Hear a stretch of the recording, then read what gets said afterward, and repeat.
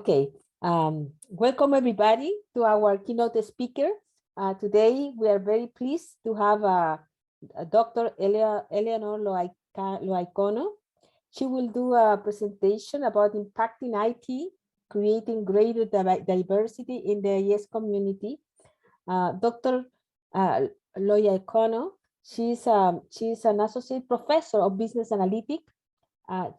Prior to arriving to the Mason School, she served as a professor of information technology and data science, as well as a co-founder and the director of the Inclusive Design and Accessibility Idea Hub at Worcester Polytechnic Institute. Her experience centers on the intersection of technology and the users. Over the past 20 years, she has focused on how people feel about the technology they use and how technologies such as mobile apps and social media can improve users' experiences. She's particularly interested in how those with disabilities interact with technologies. Actually, currently she serves as a co-chair for the Association for Information Systems COVID-19 Small Businesses Digitizations Initiative. Okay, we want to say welcome, Dr. Eleanor. So the stage is yours. Great. Well, thank you. Can everybody hear me okay? Thumbs up if it's okay. Great.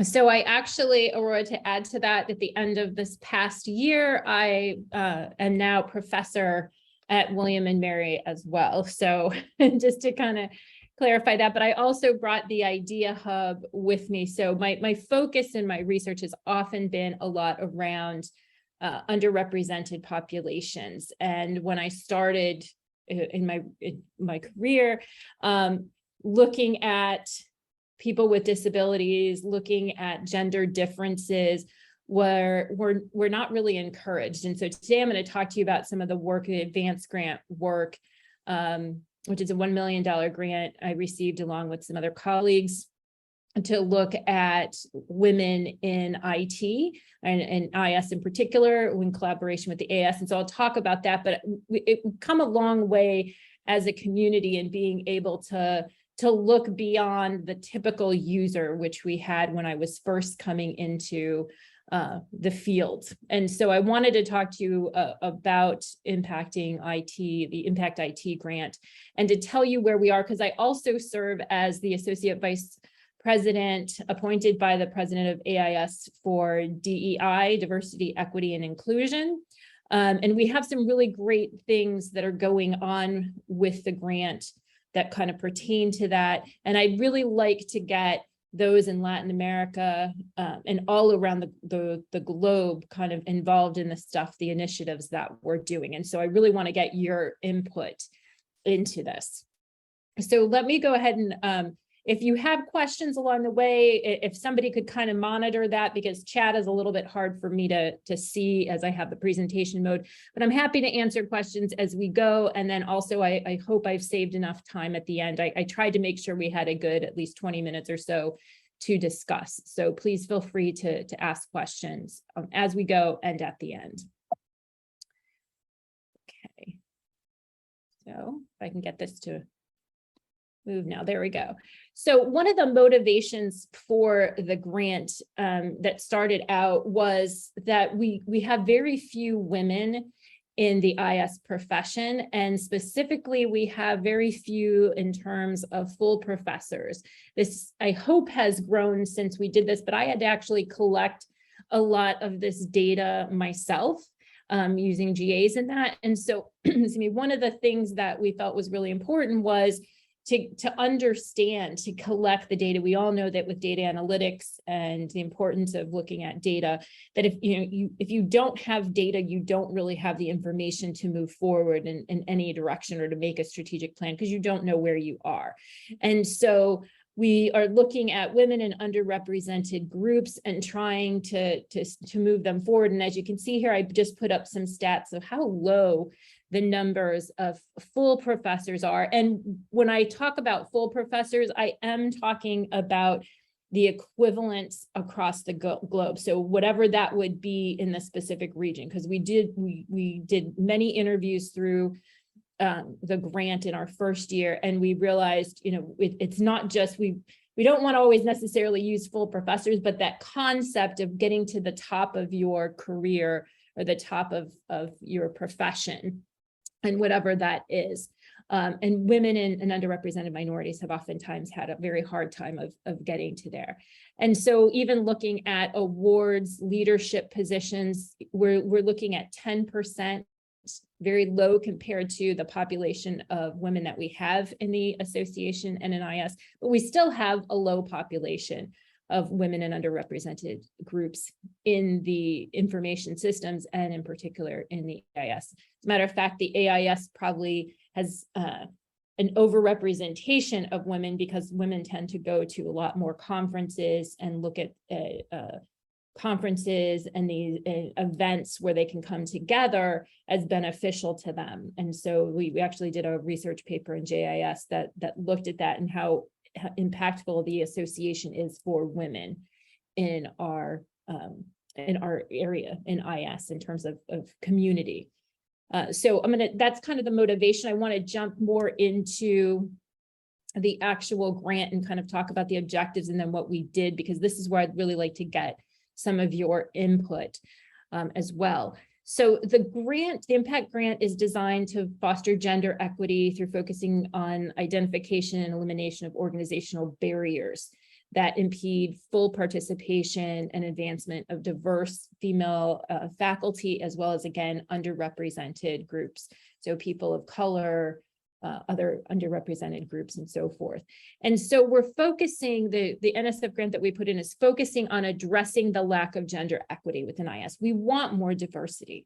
As we look at things, we see oftentimes, and when we talk about, even though the NSF is talking about diversity kind of focused on the United States, we felt for the AIS that we really needed to focus on global diversity. And so this is kind of very unique. I've been talking to other associations that are having similar issues. It's what is an underrepresented group when you're talking about the US versus Southeast Asia versus Europe and that. And so it gets a little bit complicated. And that's why as an association, we're trying to undertake this and to really help by including people from all different regions, all different levels of the organization, and all different positions, so that we could get that information. But we want to address the lack of gender equity within the IS community, and also increase the number of women, especially at the rank of full or equivalent, because we feel that's very important. And we're missing that. And from the interviews, we saw that it takes very different, there's very different reasons for not necessarily reaching that, depending on where you're located in the world. And so that was, again, one thing that we're looking at, or what are those differences? And then to catalyze action and foster accountability to support women's advancement. And we feel by really looking at how do we help women to get to that position of full or equivalent, we really are helping. It's kind of like everybody's boat gets raised, right? Because we're creating things around helping people strategize and figure out how to get to where they want to go, right, in their career. And so we'll talk, those are kind of the main objectives, and I'll talk a little, come back to those afterwards. But I wanted to discuss in year one what we did. So we've just finished year 2 of the 3-year grant. Last year, we got the grant right in the midst of COVID. So it was August of 2020. And so that was really interesting, because a lot of the stuff that we had planned was to actually go to these types of conferences and talk to people in person. But we were able to really come together, and we created some really interesting groups. I think, in fact, it made the way that we were able to put things together really helped. So what we did is we created 3 groups to really look at the different parts of the AIS and information systems, and to help us kind of get people to really buy in, and to help them, or help us understand what's really going on. So in year one, we had the data group. There's 3 groups: data group, best practices, and self-assessment. In the data group, we looked at, well, first thing we need to do is define what data do we need to collect to be able to understand who our community is and who's in it. What do they think? How do we make sure that we're addressing the needs that the community needs, and how do we report back? So right now the AIS collects information on what region people are in, but that doesn't really tell us if they're from the global north or the global south. It doesn't tell us the gender that they are, right? So, and then on top of that, we have a lot of GDRP laws that have come into effect that we needed to decide what don't we want to collect, right? And so this group focused on that, and to make sure that we didn't just ask certain people, the people who were part of this. We asked people from all different regions. We asked different genders, ethnicities.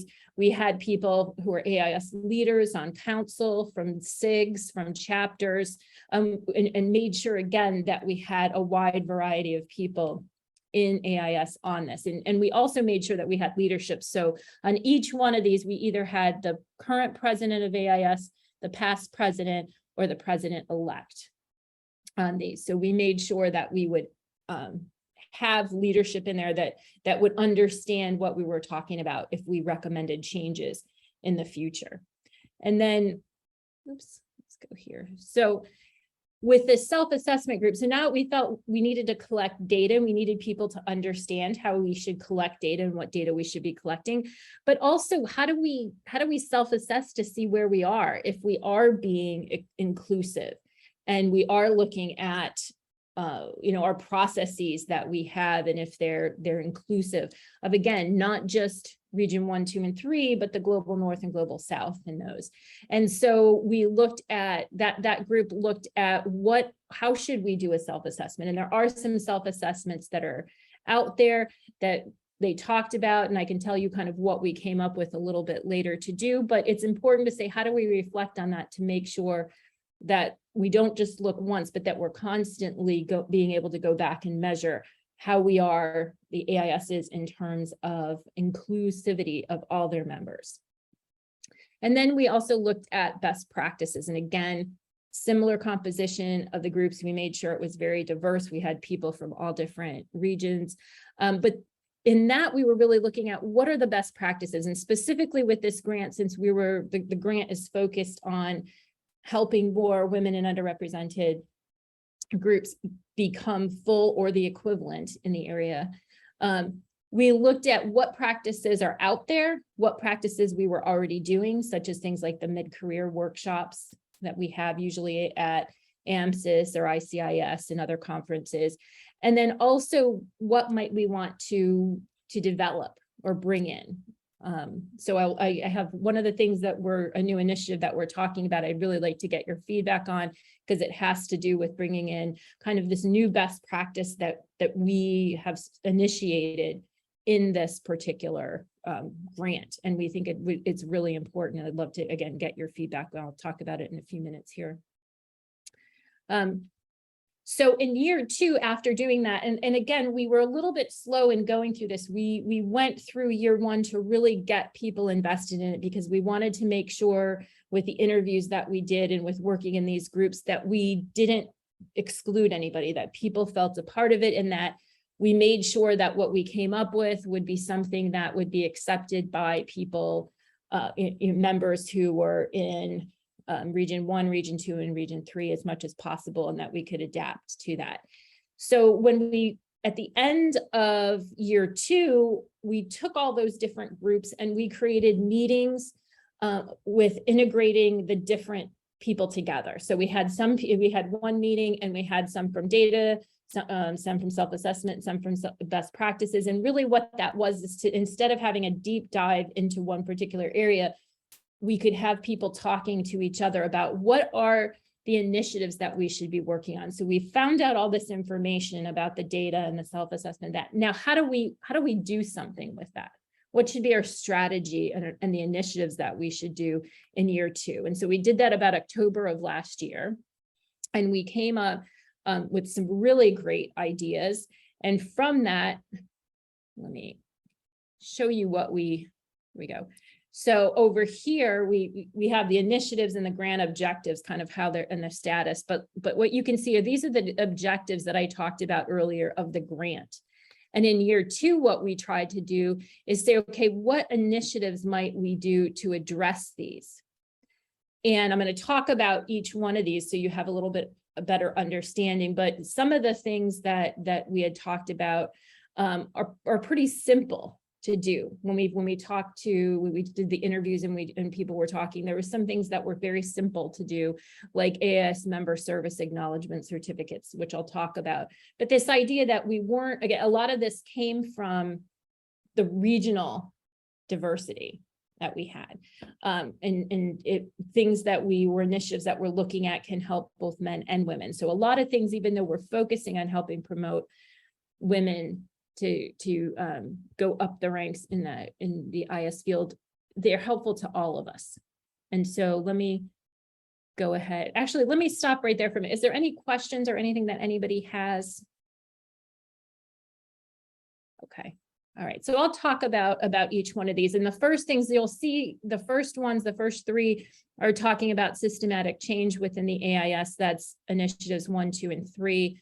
And then the second, or the 4, 5, and 6, the second group is creating institutionalizing best practices and supporting faculty promotion.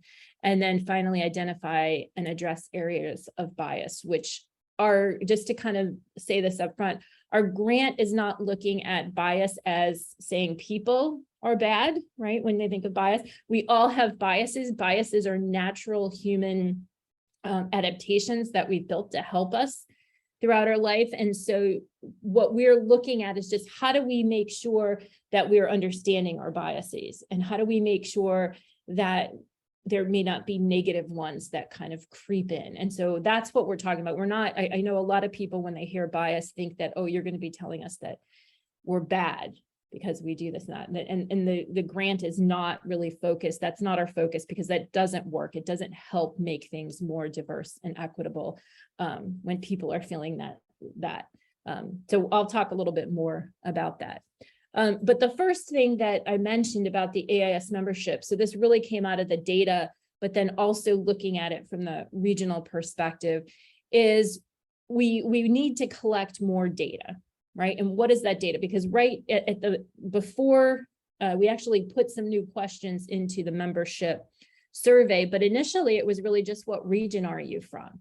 We didn't have a lot of information. And so we added things, and we asked them to include things such as gender and age, job title, and we added some new job titles. And so you could see the stuff, right down here, we added the data to be added to the survey, which was added and we've collected. We haven't actually looked at it yet.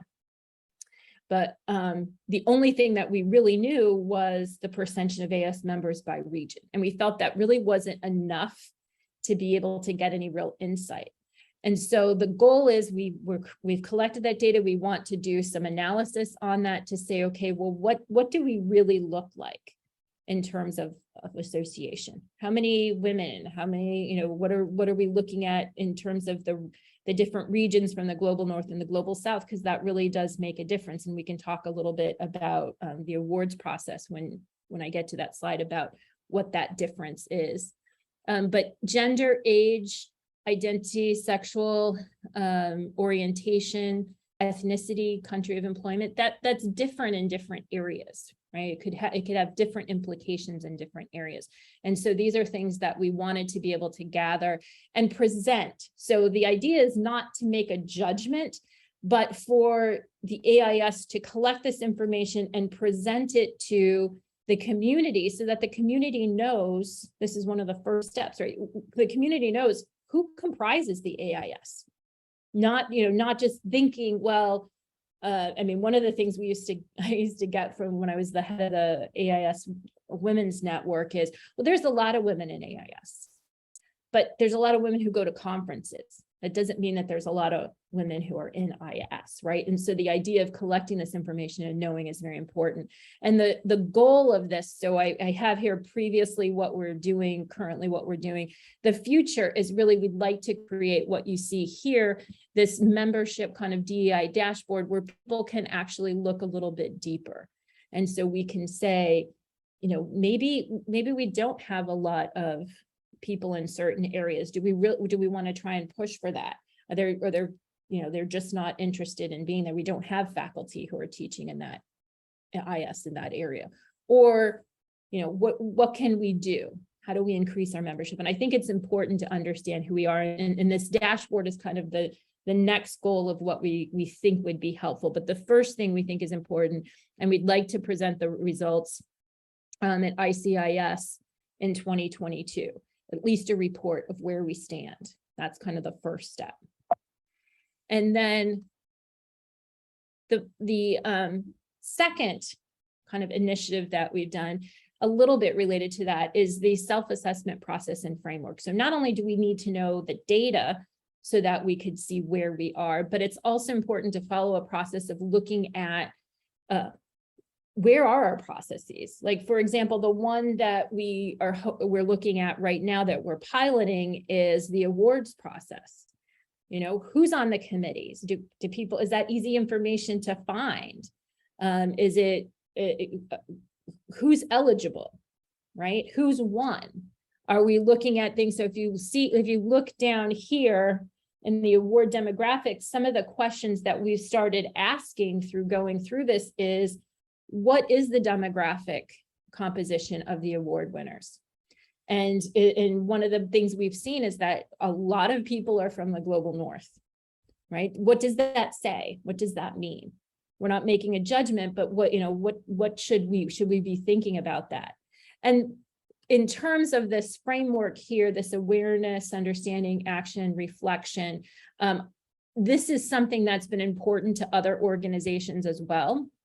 So we have the Athena Swan, as many of you who may know in Europe, has looked at recognizing organizations committed to progressing women or being equity, diversity, and such, and promoting that within the organization. And they have a program called Sea Change that has looked at American, I think it's North America, so I think they do it in Canada as well, looking at institutions, so your university, and doing a self-assessment to see how you are in terms of DEI efforts. But there's nothing for associations. And so the American Association for Advancement of Science, which I sat on their advisory board for this particular project, is looking at creating that. And so what we did is we took this comes from their process that they use. What we did is we took their basis of what they came up with, and we're starting to modify it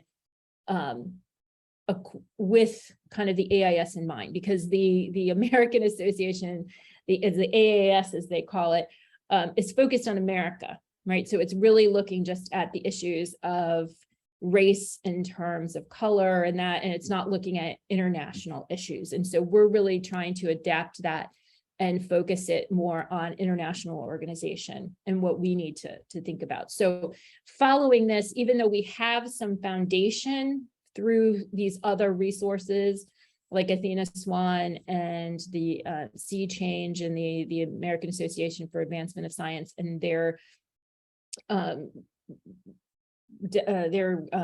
criteria that they came up with for self-assessment, we've had to modify it, and we're in the process of doing that. So we thought one of the first things to do is to go through and pilot how we might evaluate our processes using the awards process right now.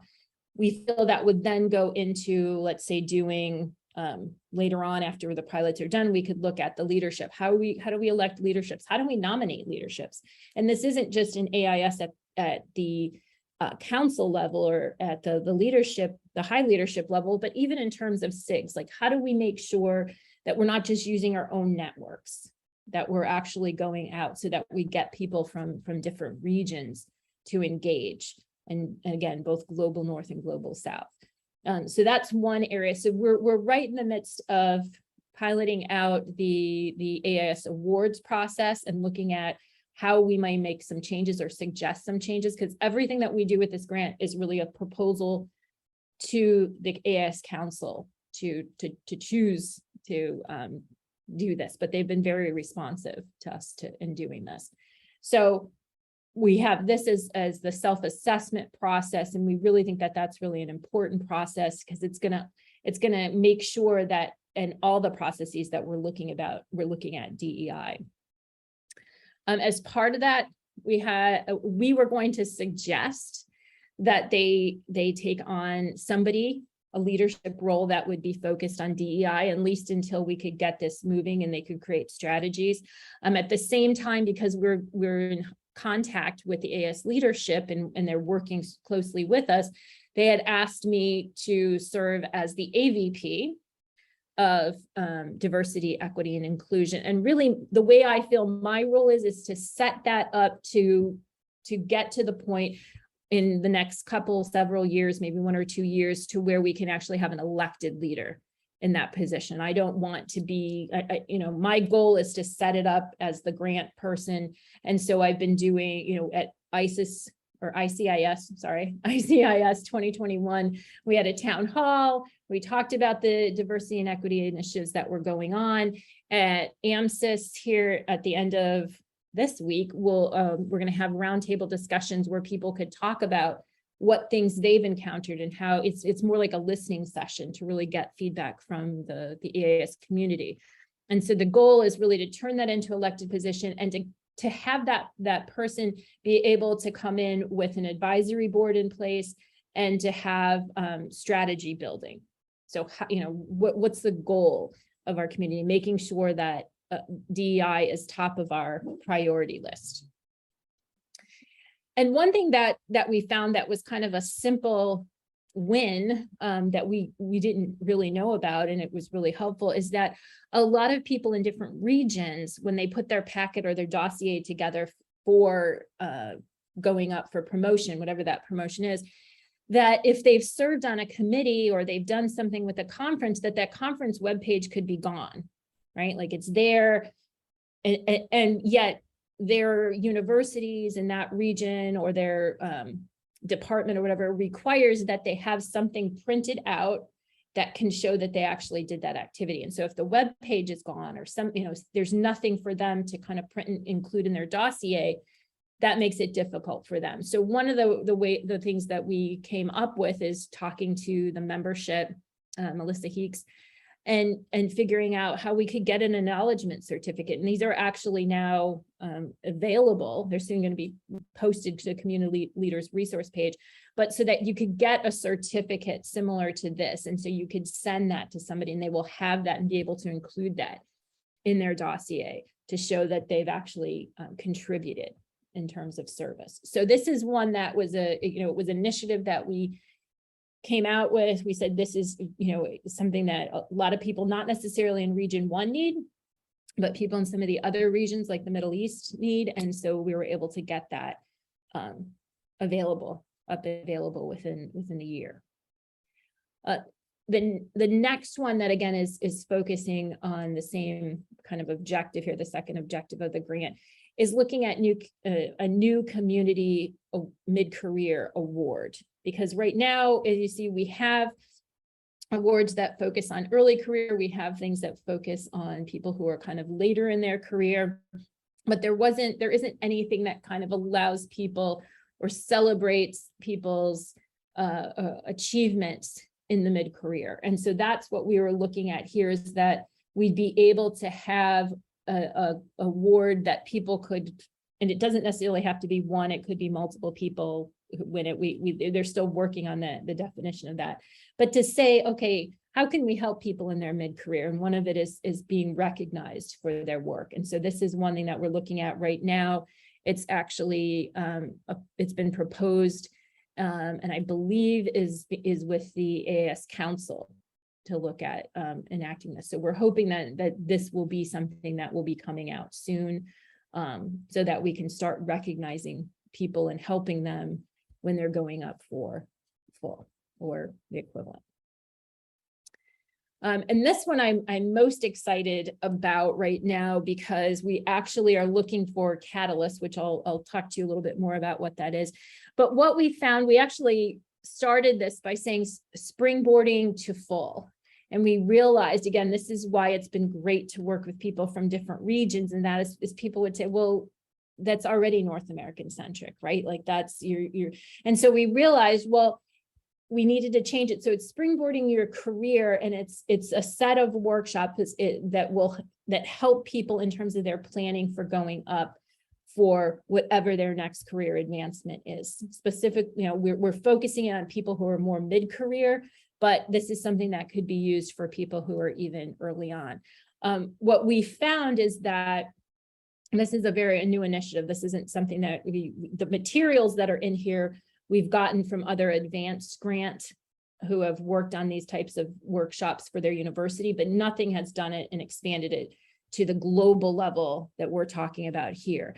What we're talking about is taking from the usual one-day workshop that you see again at AMSIS or at ICIS or at ESIS, where you have people all get together and they have panelists and people come in and they talk about, how do you go for the next career move?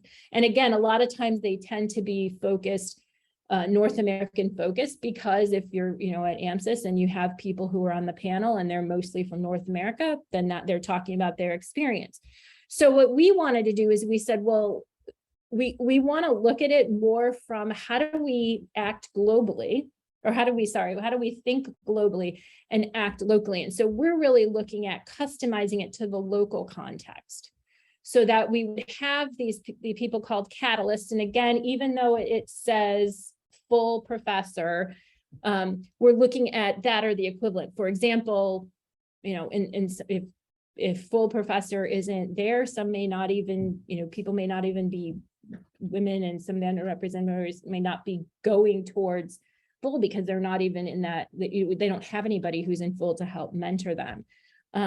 So what we're doing is we want to take these catalysts who have reached kind of the top of that profession in that region and help participants, so they can recruit participants, or if people are interested, you can contact me, and create almost like this facilitated meetup or this group, and have them be able to reflect on these different aspects of their career. And so what I'm looking at is you have a catalyst who's the facilitator, who has some experience, but they're not just mentoring, and they're not just necessarily the role model. I think what we've seen a lot of is we have mentoring programs, we have these role models. This is more of somebody who's facilitating, who has gone through this experience, but you're also nurturing these peer networks, which we found networks to be very important. And so we would provide all the material, and you could see kind of the workshop series here talks about the different envisioning and mapping the strategic content in that. And so these would be the different workshops. We'd have 6 workshops. And what it would do is that we would provide all the information to the catalyst, or all the material. We would have the participants would be able to, we'd have papers and stuff that might say, okay, let's reflect on, I'm sorry, I just saw the chat, so I want to make sure I'm not missing anything here. Having a description of the events would be helpful.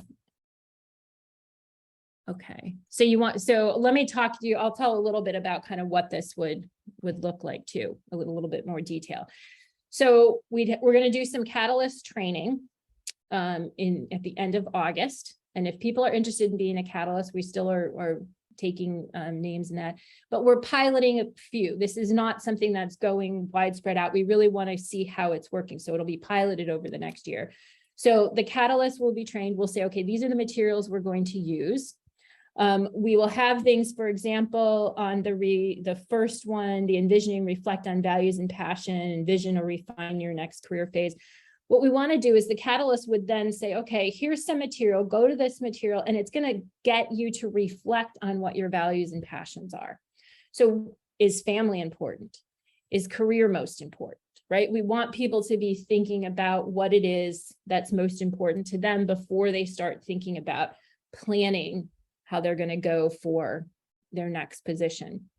And so these workshops we'll talk to them, or sorry, we'll get them to kind of think about their themselves and the questions they have. And then when they get to this workshop or meetup that will be facilitated by the Catalyst, not only will the Catalyst be asking questions to get them to talk, but they'll be asking each other questions. So one of the things we could, we had thought about is you might ask questions, the Catalyst might get the discussion started, but then that Catalyst may not really speak because everybody's talking about the issues that they find. And it could be very much focused on their region. So for example, we've talked to people in Region 3 in Africa, and some of them say, there are no women at that level. And so, we wouldn't have a role model because we'd have to have a male role model or somebody, a male catalyst to help us through. And so talking about our local experience that we're facing and how maybe somebody has overcome that, or maybe how we can help each other is an important part that may be different than in the US, or maybe different than in Greece, or different in Portugal, or in Brazil, or Chile, or Mexico, right? So the idea here is we don't want to say this is how you fix it. Here's a US-centric model or North American model. We want to say we want people to help each other from that region. And so that's where we'd be able to kind of take people through this journey. And we're piloting it again. So the people who are participating, we actually have stipends for them to participate, both the Catalysts and the people who would be participating in it, so that they can give us feedback, because we want to learn from them. What could be done better? What could we change?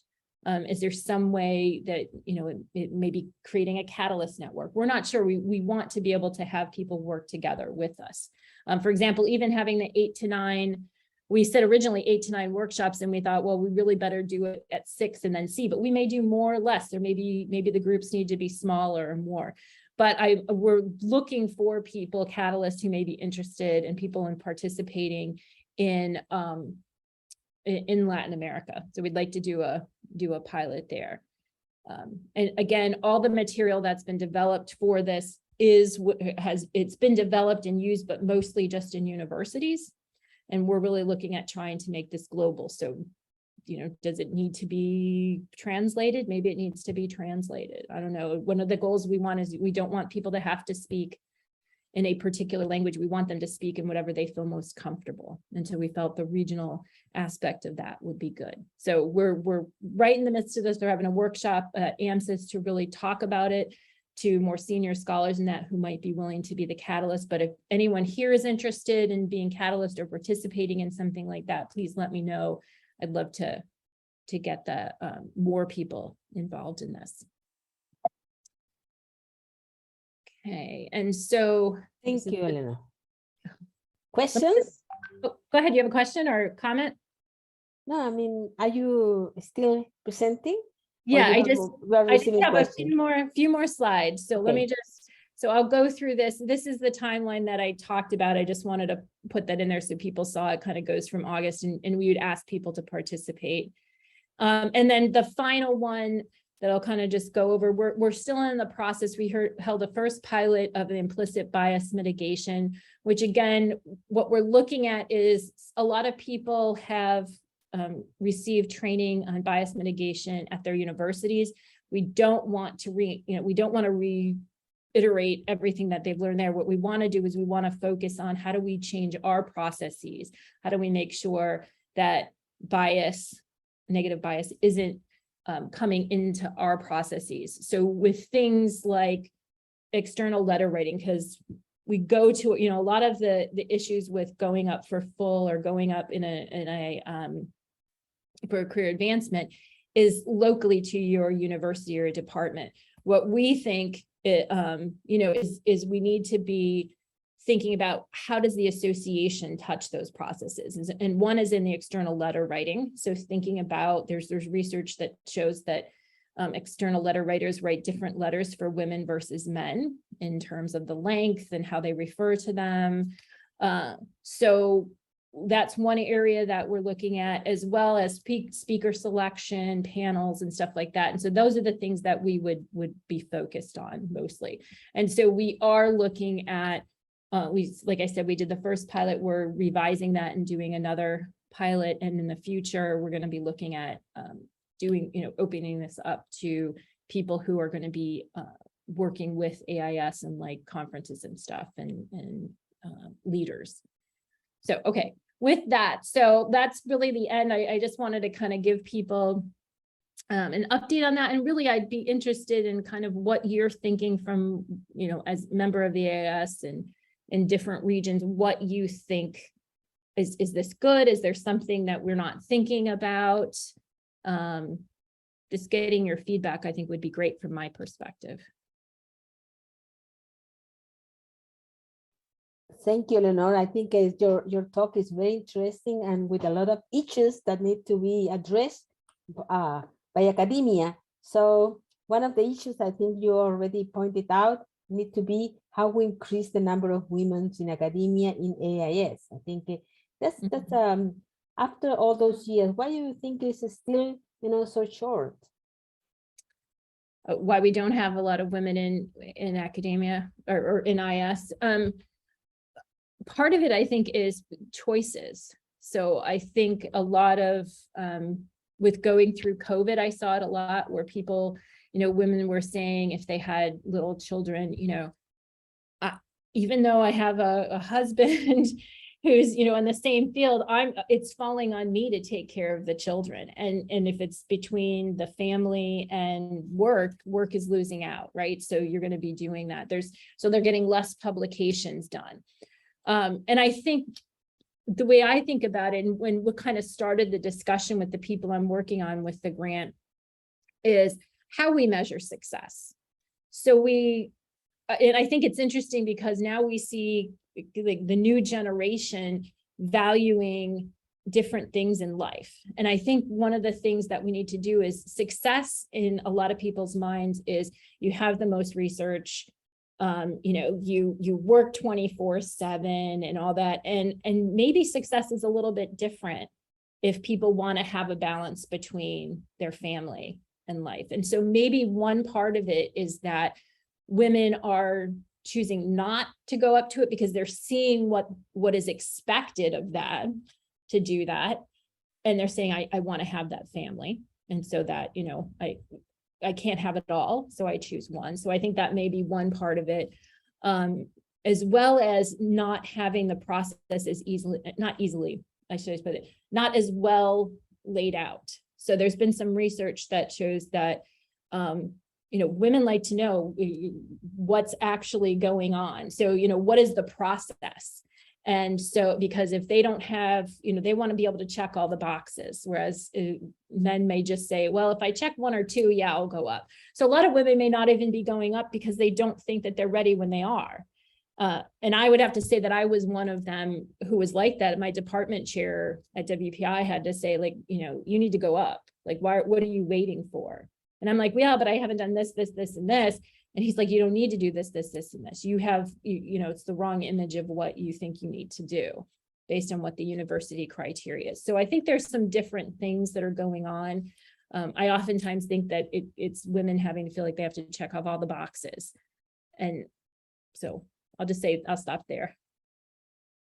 Thank you, Eleanor. Feel differently or if other people have input on that. Yeah, it's happened the same in our country. Violeta has a question. Sure. Yes. Hi, Eleanor. Thank you for your talk. It's very inspiring and also makes us think a little bit about women in STEM. Yeah, I think I'm not sure, but I have the impression that the number of women in general in this area is increasing. At least there are more movements around the world. At least in Brazil, we see a lot of movements, and so that's the impression I have. First, we have less women in general in STEM. That's why we have less women in high positions. that's a historical problem. But what I think is that it is increasing. I don't know if you have this impression because of all these movements. Yes, of inclusion of women in STEM, and what I think it takes time until we have more, a more equal division, maybe.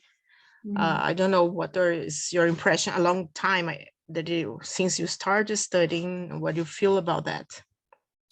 So I think some of the things I see is so for example, when I was doing the JAS paper and looking at the data, it was like, it was interesting that women, when they look at their success or when they look at satisfaction of their job, look at not just what their university gives them, the pay and the support and that, but what AIS gives them. So women are looking at for the community.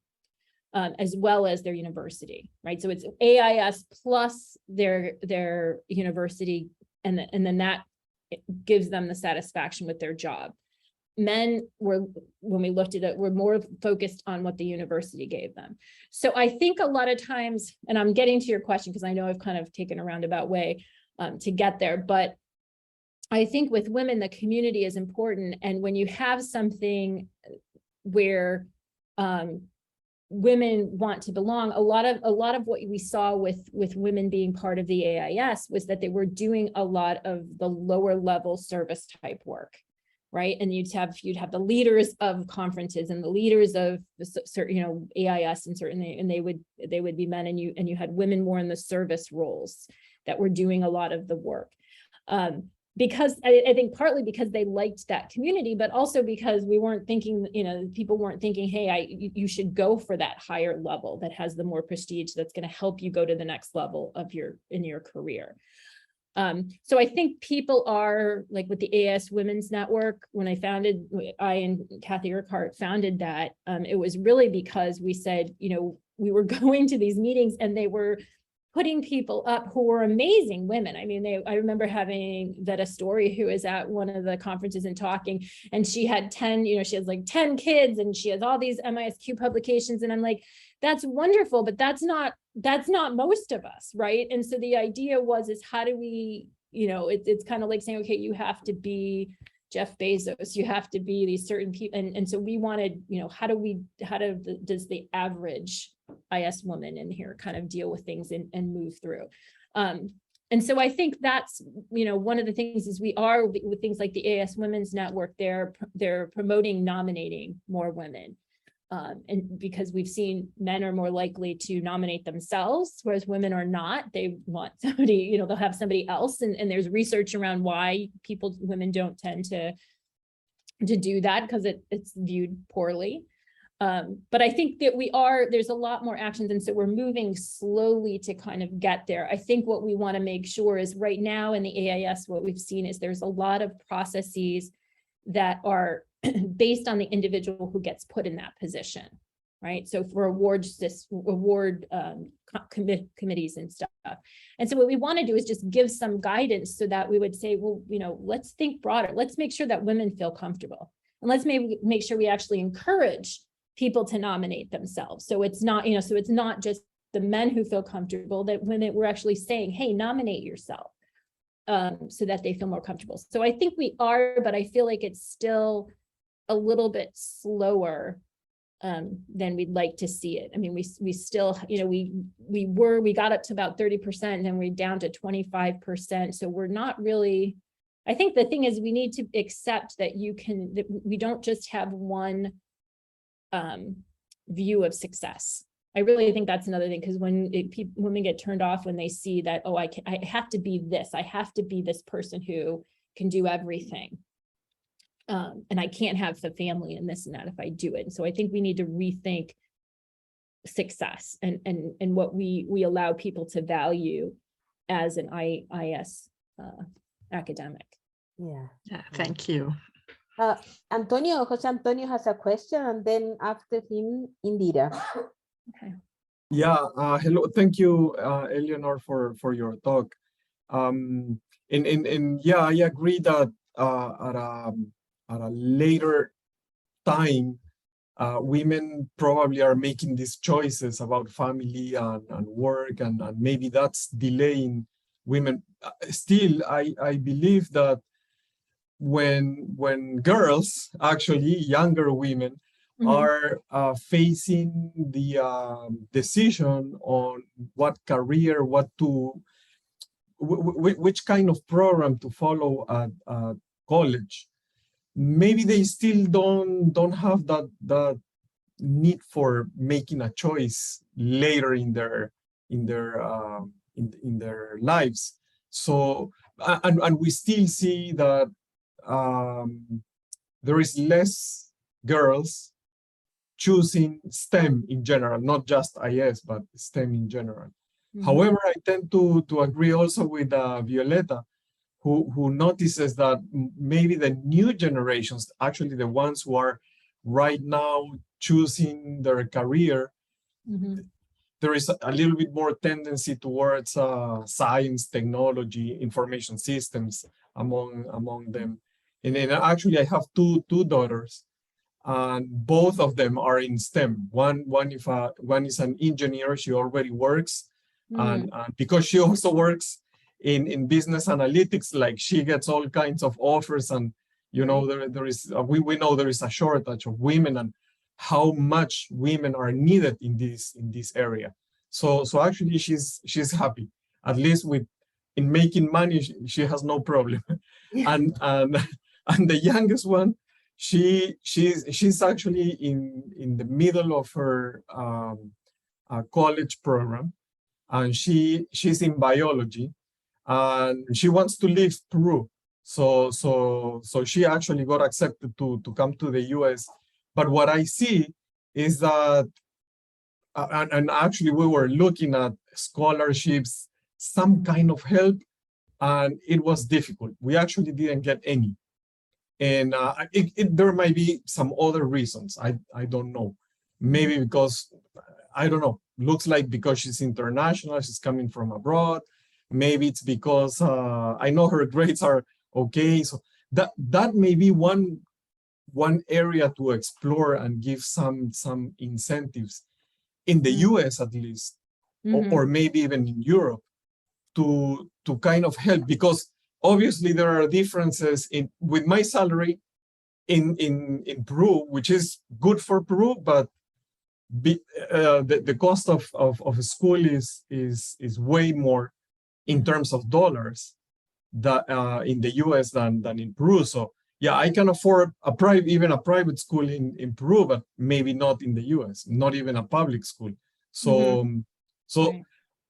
I don't know. That I'm just giving ideas. I still don't know how we're going to fund my daughter, but she needs to go. But the good news is that I also see it, because of course my two daughters are not going to be a good sample, but but I also see the friends of my daughters. They are also going more and more into science and technology. So I think that is good news, and somehow that is changing.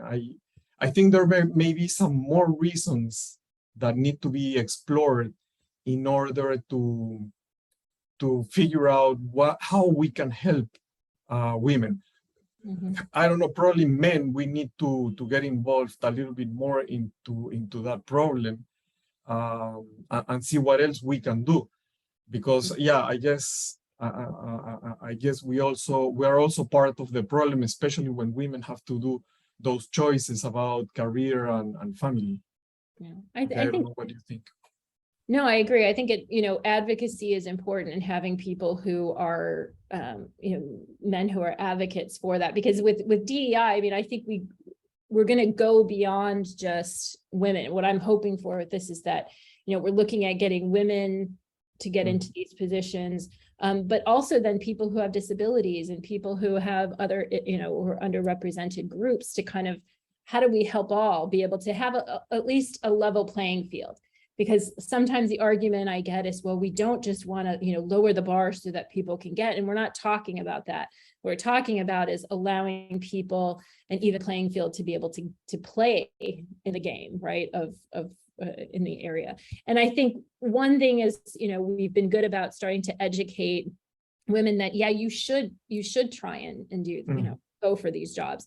And that one of the things I did see some research that looked at, especially with computer science, if women or younger women, girls, can see, like right now, a lot of times the activities and projects they get are related to engineering or business, or something that's kind of more hardcore. They don't really see how they could be helping humanity, right? And a lot of times, if you can add that aspect to it, where the projects are something that are more engaging, then women are more likely to go into that field. And I think maybe that's what we're starting to do, is we're starting to see that happen, where we're not just saying, hey, if you're computer science, you're programming this for Microsoft to earn more money, right? You can say, hey, you can build an application that can help people know where to get their water, right? And how to help their community. And so I think more and more that's bringing more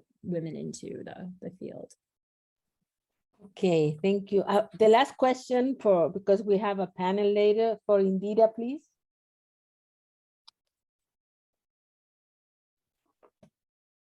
Okay, thank you. Sorry, I know it's kind of late. Can you hear me? Yes. Yeah. Okay, yeah, thank you, Eleanor. I think I just wanted to thank you for your presentation and the discussion. I am very happy to see the opportunities that you are creating to improve equity, among different disadvantaged groups.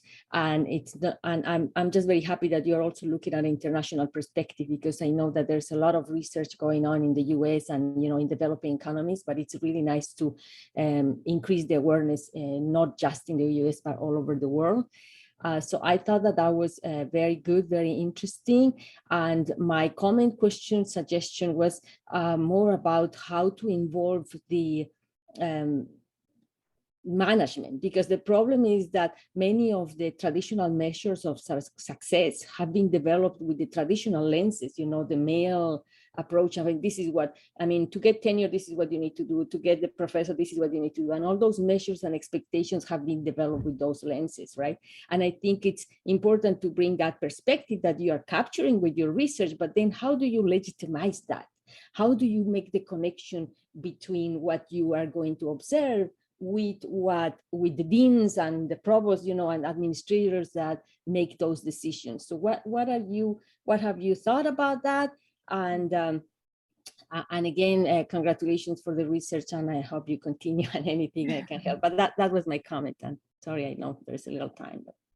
No, that's a great question. And I appreciate all the questions. I think they're helpful for me to be thinking. But I think one of the things that we want to do, part of it is, we're looking at these different initiatives. And so one with the catalyst is we want women within their region to be able to really define and to say what, to kind of band together to be able to say, like, hey, these are the issues that we encounter, and we need to maybe change how people are thinking about this, right?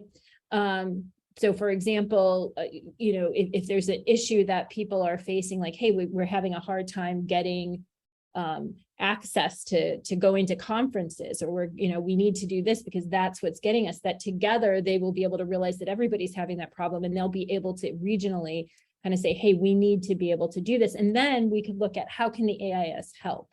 So that's again by having a VP or AVP right now of DEI, is how can we help the regions get what they need to be able to have more women getting into those positions. Yeah, I really hope that once you have findings, you can disseminate those findings to deans and administrators in different, something like that would be, I think, great. Absolutely. Yeah, we were hoping, and maybe, we're looking at possibly doing follow-up. We're looking at maybe doing collaborating with different groups, like people in different countries, to maybe help kind of things that we identify to help them get funding from their government to be able to do some work and help. So yeah, we're trying to get these step by step, but I think, definitely keep in touch so we can figure out how we might be able to expand this out. Would be great. Yeah, great. Great.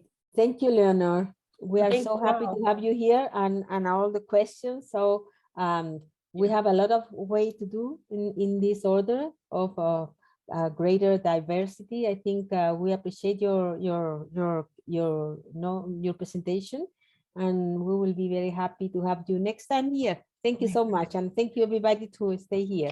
Thank you, everyone. Have a great rest of the conference.